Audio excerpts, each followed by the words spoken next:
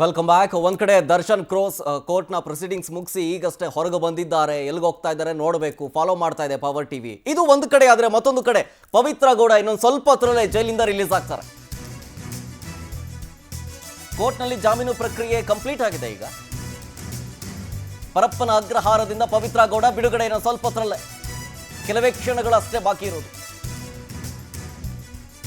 ಒಂದು ಕಡೆ ಈಗಷ್ಟೇ ರೇಣುಕಾಸ್ವಾಮಿಯ ಹತ್ಯೆ ಕೇಸ್ನಲ್ಲಿ A2 ದರ್ಶನ್ ಅಲಿಯಾಸ್ ಡಿಬಾಸ್ ಈಗಷ್ಟೇ ಕೋರ್ಟ್ನಲ್ಲಿ ಕೆಲವೊಂದಿಷ್ಟು ಪ್ರೊಸೀಜರ್ಸ್ಗಳನ್ನ ಮುಗಿಸಿ 1 ಲಕ್ಷ ರೂಪಾಯಿ ಬಾಂಡ್ಗೆ ಸಹಿ ಹಾಕಿದ್ದಾರೆ. ಅವರ ಸಹೋದರ ಹಾಗೆ ನಟ ಧನ್ವೀರ್ ಇಬ್ರು ಕರ್ಕೊಂಡು ಹೋದ್ರು.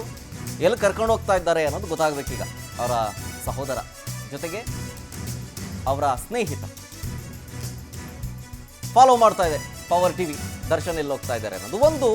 ಮತ್ತೊಂದು ಕಡೆ ಈ ಪ್ರಕರಣದ ರೇಣುಕಾಸ್ವಾಮಿ ಹತ್ಯೆ ಕೇಸ್ನಲ್ಲಿ A1 ಪವಿತ್ರ ಗೌಡ ಜಾಮೀನು ಪ್ರಕ್ರಿಯೆ ಪೂರ್ಣಗೊಂಡಿದೆ.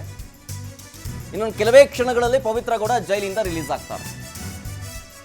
ರಿಸೀವ್ ಮಾಡ್ಕೊಳ್ಳೋದಕ್ಕೆ ಅವರ ತಾಯಿ ಕುಟುಂಬಸ್ಥರು ಬಂದಿದ್ದಾರೆ ಅನ್ನೋ ಮಾಹಿತಿ ಮತ್ತೊಂದು ಕಡೆ ಕರ್ಕೊಂಡು ಹೋಗೋದಕ್ಕೆ. ಜೊತೆಗೆ ಪವಿತ್ರ ಗೌಡ ಅವರ ಪರ ವಕೀಲರು ಕೂಡ ಇದ್ದಾರೆ. ಸೊ ಹಾಗಾಗಿ ನಾನು ಕೆಲವೇ ಕ್ಷಣಗಳಲ್ಲಿ ಪವಿತ್ರ ಗೌಡ ರಿಲೀಸ್.